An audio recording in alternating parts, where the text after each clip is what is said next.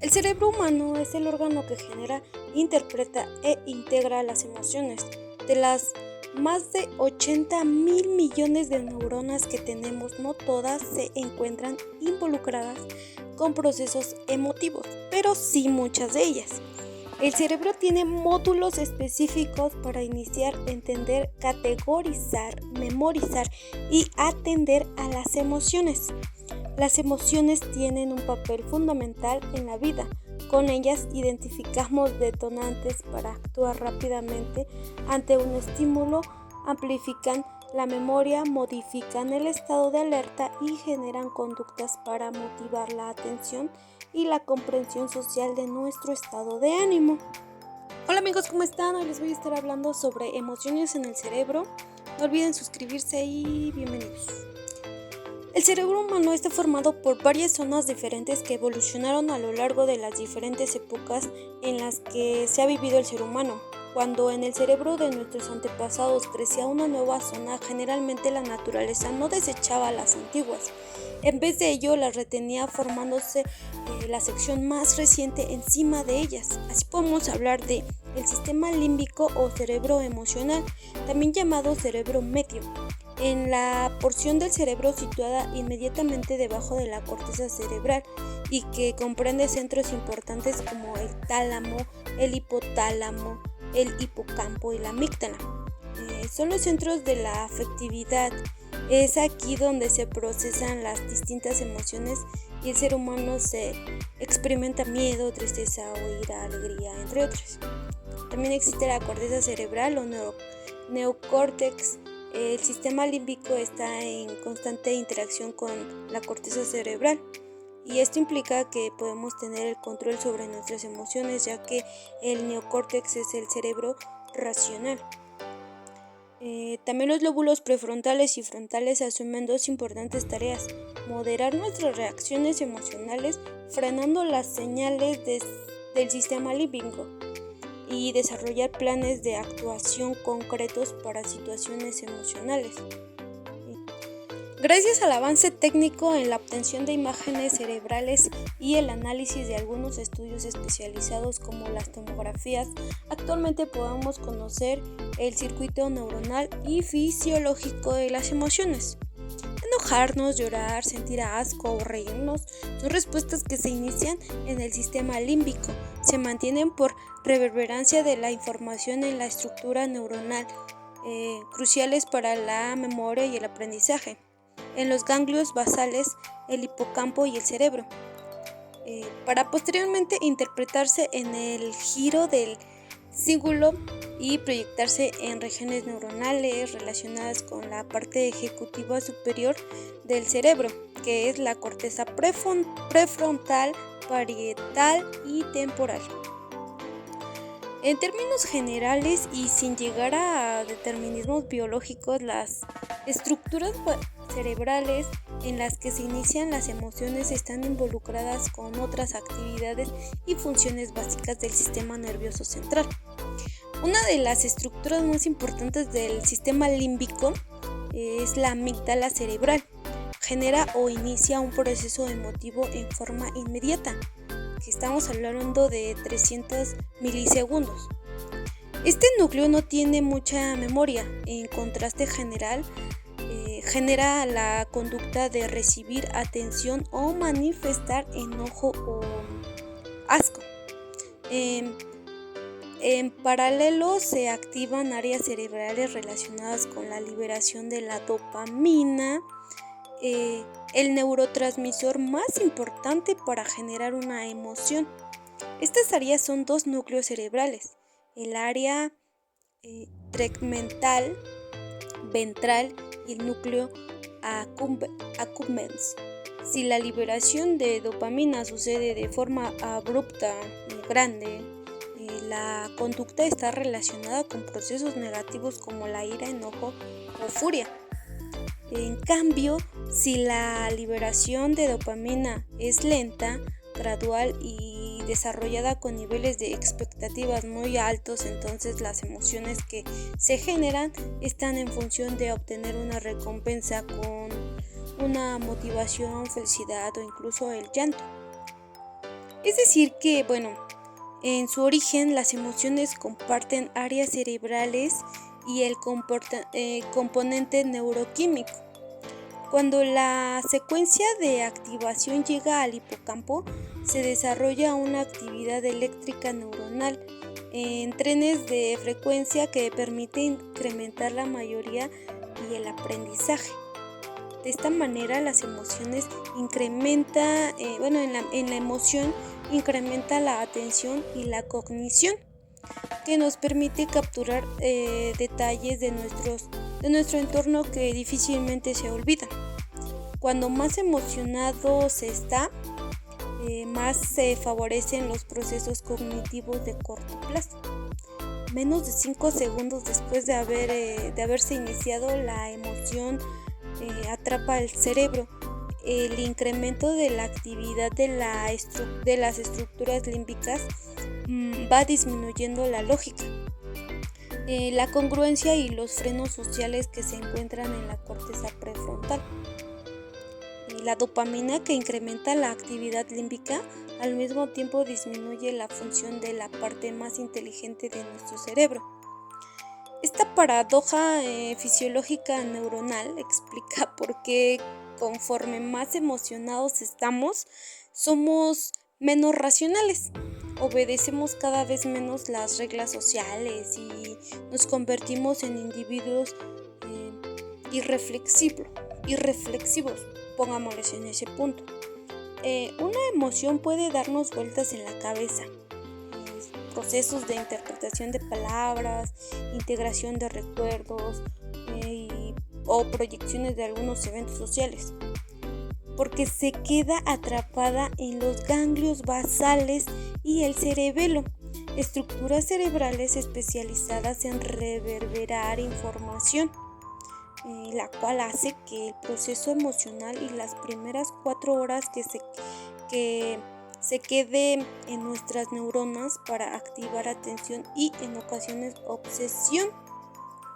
La interpretación de las emociones, tanto propias como ajenas, se da por la activación de neuronas que se encuentran en el giro del cíngulo.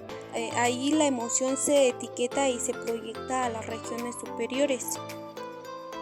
Etiquetar una emoción es una de las propiedades más exquisitas y selectivas que tiene nuestro cerebro. Esta definición se realiza menos de 8 segundos después de haber aparecido el detonante emotivo. Podemos copiar conductas y emociones, la risa o sorpresa, entenderlas, llanto, asco, enojo, en formas inmediatas, ya sea para tener actividad prosocial o para alejarnos de aquellas que nos generan incomodidad. Las neuronas espejo que se encuentran en el giro del cíngulo de la corteza cerebral ayudan a identificar con gran precisión estos procesos. Entre más emocionados estamos, suele activarse más el hemisferio cerebral izquierdo. Hay un aumento en la frecuencia cardíaca y la presión arterial. En contraste, quien ve nuestra emoción puede activar inicialmente más el hemisferio cerebral derecho. La emoción perdura si otros neurotransmisores se involucran en el proceso emocional que la dopamina inició. La noradrenalina incrementa la atención, la serotonina favorece la obsesión e incrementa la funcionabilidad de las neuronas espejo. La B-endorfina favorece procesos adictivos y placenteros y la acetilcolina favorece el aprendizaje, el factor de crecimiento neuronal derivado del cerebro. Incrementa la arborización adretílica y proyecciones neuronales. Al mismo tiempo, algunas hormonas pueden estar involucradas en los eventos emotivos. Por ejemplo, los estrógenos, que son las hormonas femeninas. Estas incrementan la liberación de dopamina y al mismo tiempo favorecen la comunicación neuronal. En contraparte, la testosterona, que es la hormona masculina, reduce la comunicación neuronal favoreciendo la activación de la amígdala cerebral.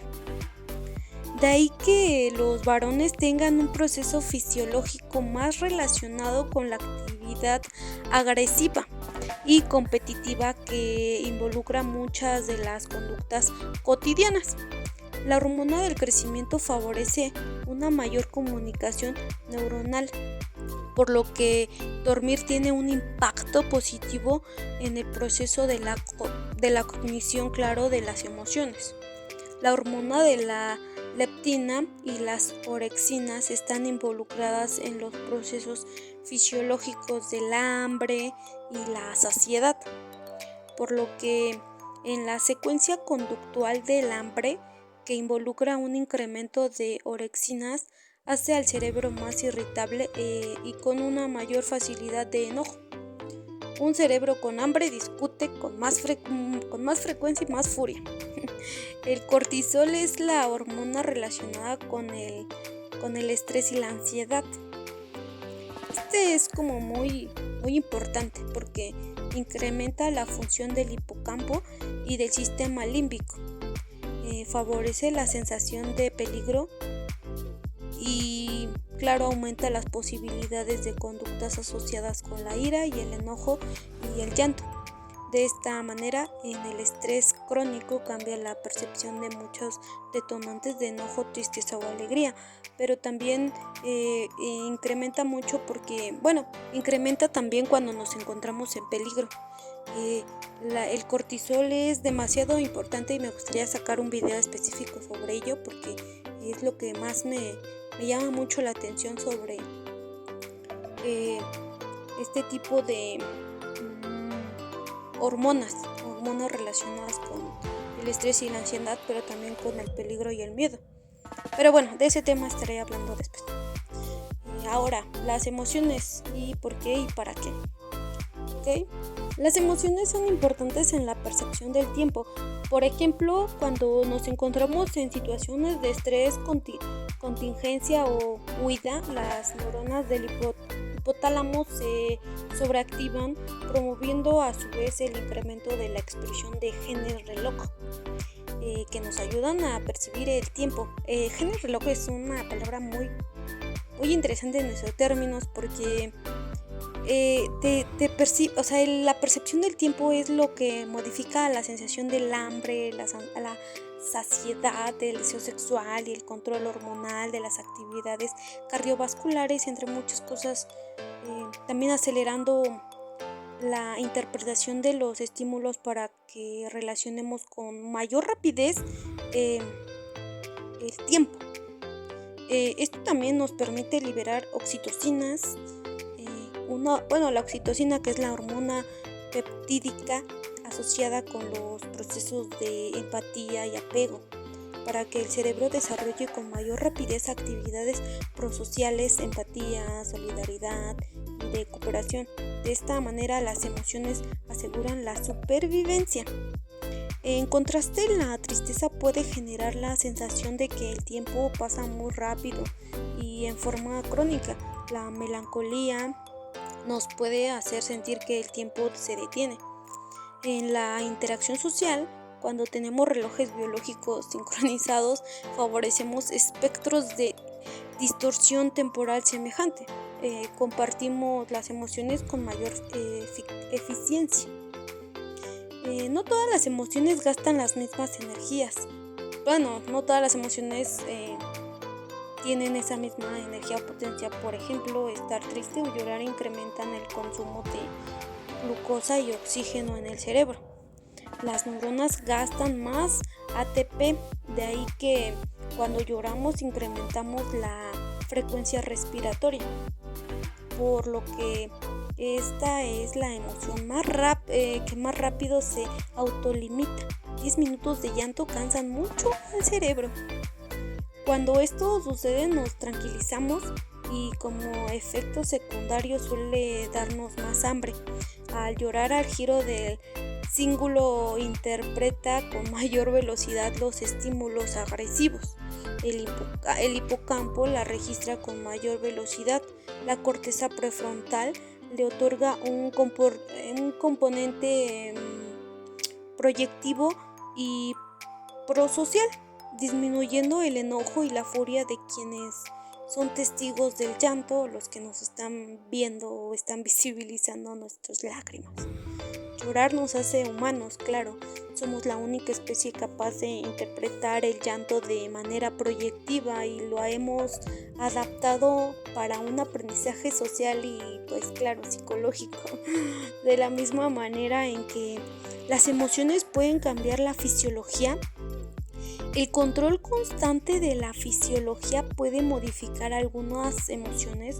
Por ejemplo, la relajación puede llegar si se controla la respiración y si somos más conscientes del proceso emocional, lo adaptamos más rápido.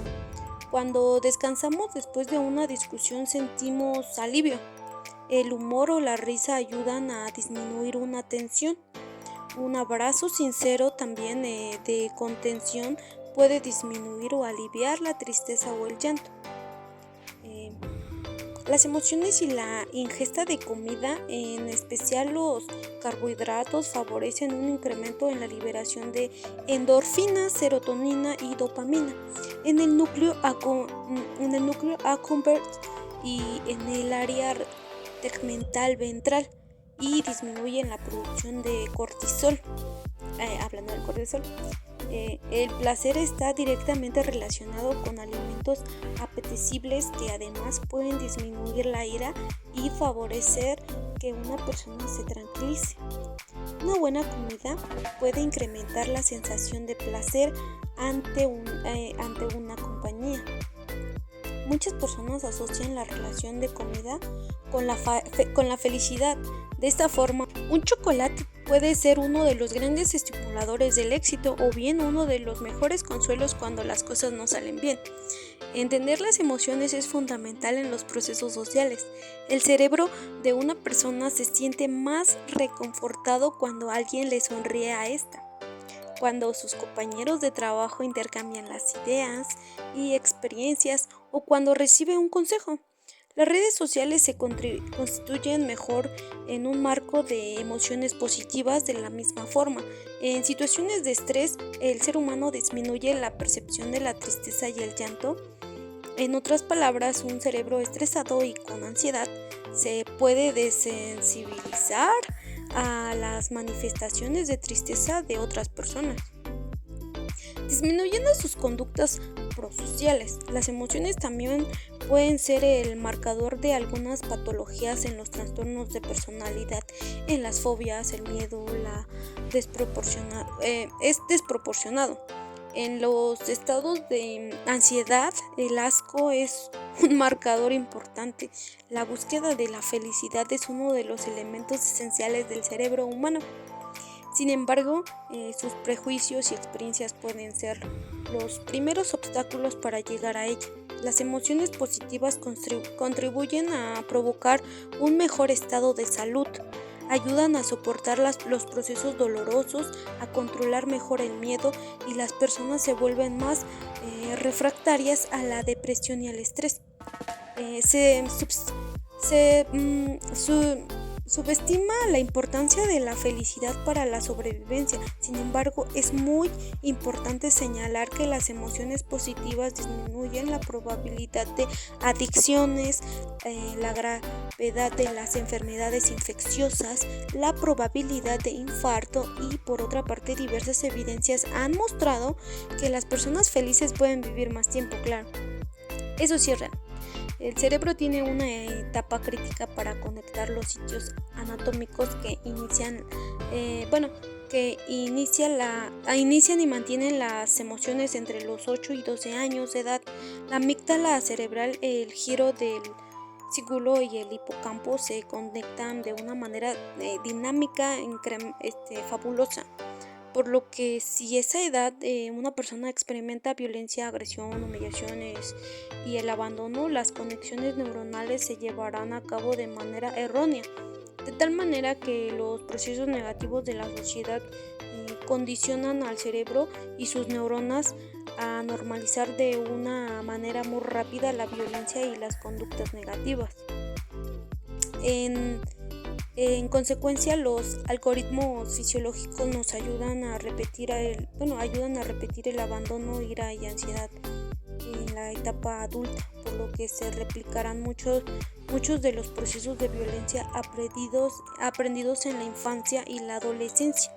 En contraparte, si a esas edad las personas experimentan emociones de manera saludable, los, cere- el- bueno, los cerebros suelen funcionar mejor socialmente y tener mayor estabilidad emocional, aún en las sociedades más convulsas.